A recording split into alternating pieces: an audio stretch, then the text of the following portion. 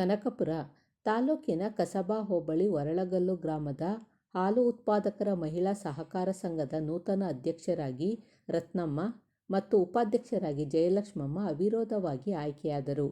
ಸೋಮವಾರ ನಡೆದ ಚುನಾವಣೆಯಲ್ಲಿ ಇವರಿಬ್ಬರೇ ನಾಮಪತ್ರ ಸಲ್ಲಿಸಿದ್ದು, ಬೇರೆ ಯಾರೂ ನಾಮಪತ್ರ ಸಲ್ಲಿಸದ ಕಾರಣ ಅವಿರೋಧವಾಗಿ ಆಯ್ಕೆಯಾಗಿದ್ದಾರೆಂದು ಚುನಾವಣಾಧಿಕಾರಿಗಳಾದ ಆಶಾ ಅವರು ಘೋಷಣೆ ಮಾಡಿದರು.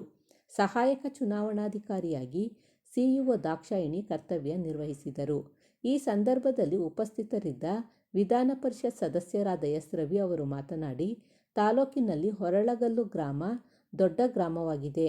ನಿತ್ಯ 2,000ಕ್ಕೂ ಹೆಚ್ಚು ಲೀಟರ್ ಹಾಲು ಸರಬರಾಜಾಗುತ್ತದೆ. ಆದರೆ ನಿರ್ವಹಣೆ ಕೊರತೆಯಿಂದ ಪ್ರಗತಿ ಕುಂಠಿತವಾಗಿದೆ. ನೂತನ ಪದಾಧಿಕಾರಿಗಳು ಉತ್ತಮ ಆಡಳಿತ ನಡೆಸುವ ಮೂಲಕ ಹಾಲಿನ ಗುಣಮಟ್ಟವನ್ನು ಕಾಪಾಡಬೇಕು. ಹೈನುಗಾರಿಕೆಗೆ ಬೇಕಾದ ಧನಸಹಾಯ, ಸಹಕಾರ, ವೈದ್ಯಕೀಯ ಸೌಲಭ್ಯಗಳನ್ನು ಒಕ್ಕೂಟದಿಂದ ಪಡೆಯಬೇಕು ಎಂದರು. ಡೈರಿಗೆ ಸ್ವಂತ ಕಟ್ಟಡ ನಿರ್ಮಾಣಕ್ಕೆ ನಿವೇಶನದ ಕೊರತೆ ಇತ್ತು. ಆದರೆ ಗ್ರಾಮದ ಮುಖಂಡರಾದ ರಮೇಶ್ ಜಾಗವನ್ನು ಉಚಿತವಾಗಿ ನೀಡಲು ಒಪ್ಪಿದ್ದು, ಸ್ವಂತ ಕಟ್ಟಡ ನಿರ್ಮಾಣಕ್ಕೆ ನನ್ನ ನಿಧಿಯಿಂದ 10 ಲಕ್ಷ ರು ಅನುದಾನ ನೀಡುವುದಾಗಿ ಎಸ್ ರವಿ ಭರವಸೆ ನೀಡಿದರು. ಈ ಸಂದರ್ಭದಲ್ಲಿ ಮುಖಂಡರಾದ ರಮೇಶ್, ಚಂದ್ರು, ಗೋಪಾಲಯ್ಯ ಮತ್ತು ಸಂಘದ ಪದಾಧಿಕಾರಿಗಳಾದ ಸುನಂದಮ್ಮ, ಕಮಲಮ್ಮ, ಮಂಜುಳಾ, ಲಲಿತಾ, ಶೋಭಾ, ಪುಟ್ಟಮ್ಮ, ಕವಿತಾ, ಸುಮಾ ಹಾಜರಿದ್ದರು. ನಮ್ಮ ಕಸಬಾ ಹೋಬಳಿ ವರಳಗಲ್ಲು ಗ್ರಾಮದಲ್ಲಿ ಒಂದು ಮಹಿಳಾ ಹಾಲು ಶಕ್ತಿ ಹಾಲು ಕೇಂದ್ರ ಸೊಸೈಟಿ MTCS ಅವಿರೋಧವಾಗಿ ಆಯ್ಕೆಯಾಗಿದೆ. ರತ್ನಮ್ಮನವರು ಅಧ್ಯಕ್ಷರಾಗಿ, ಜಯಲಕ್ಷ್ಮಮ್ಮನವರು ಉಪಾಧ್ಯಕ್ಷರಾಗಿ, ಇನ್ನಿತರ ಎಲ್ಲ ನಮ್ಮ ಸಹೋದರಿಯರೆಲ್ಲ ಅವಿರೋಧವಾಗಿ ಆಯ್ಕೆಯಾಗಿದ್ದಾರೆ. 2,000 ಲೀಟ್ರ್ ಬರತಕ್ಕಂಥ ಒಂದು ಸೊಸೈಟಿ ಅದು ಹಾಲು.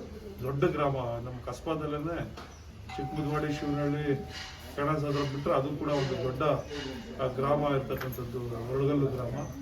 ಇಲ್ಲಿವರೆಗೂ ಆದರೆ ಏನಪ್ಪ ಅಂದರೆ ಸರಿಯಾದ ನಿರ್ವಹಣೆ ಇಲ್ಲದೆ ಅಲ್ಲಿ ಇವತ್ತು ನಷ್ಟಕ್ಕೆ ಸೊಸೈಟಿ ಒಳಗಾಗಿರ್ತಕ್ಕಂಥದ್ದು. ಅಲ್ಲ ನಮ್ಮ ಸ್ಥಳೀಯ ಮುಖಂಡರಾಗಿರ್ತಕ್ಕಂಥ ರಮೇಶ್ ಅವರು, ಚಂದ್ರೂರವರು, ನಮ್ಮ ಗೋಪಾಲಪ್ಪನವರು ಹಾಗೆ ಇನ್ನಿತರ ಎಲ್ಲ ಗ್ರಾಮದ ಸದಸ್ಯರುಗಳು, ಮುಖಂಡರುಗಳೆಲ್ಲ ಸೇರಿ ಗ್ರಾಮದಲ್ಲಿ ಎಲ್ಲರ ಜೊತೆಲೂ ಮಾತಾಡಿ ಇವತ್ತು ಅವಿರೋಧವಾಗಿ ಆಯ್ಕೆ ಮಾಡಲಿಕ್ಕೆ ಮಾಡಿದ್ದಾರೆ.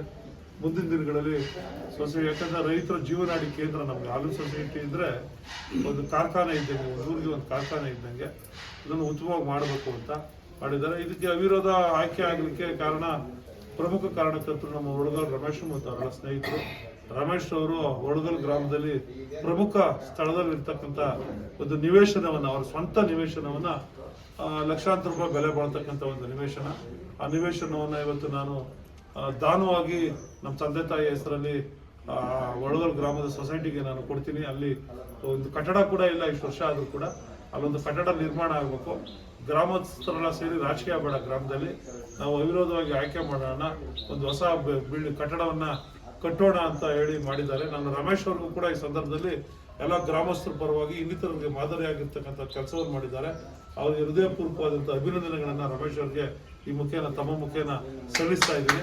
ಇವ್ರ ಜೊತೆಗೆ ಅವರ ಹಾಲು ಸೊಸೈಟಿ ಬಿಲ್ಡಿಂಗ್ ಕಟ್ಟಲಿಕ್ಕೆ ನಾನು 10 ಲಕ್ಷ ರೂಪಾಯಿಗಳ ನನ್ನ ಶಾಸಕರ ಅನುದಾನದಲ್ಲಿ ಕೂಡ ಕೊಡ್ತೀನಿ ಅಂತಕ್ಕಂಥ ಮಾತು ಹೇಳಿದ್ದೀನಿ. ನಮ್ಮೆಲ್ಲ ನಿರ್ದೇಶಕರು, ಅಧ್ಯಕ್ಷರು, ನೂತನವಾಗಿ ಬಂದಿರತಕ್ಕಂಥವರೆಲ್ಲ ಉತ್ಸಾಹದಿಂದ ಇದ್ದಾರೆ.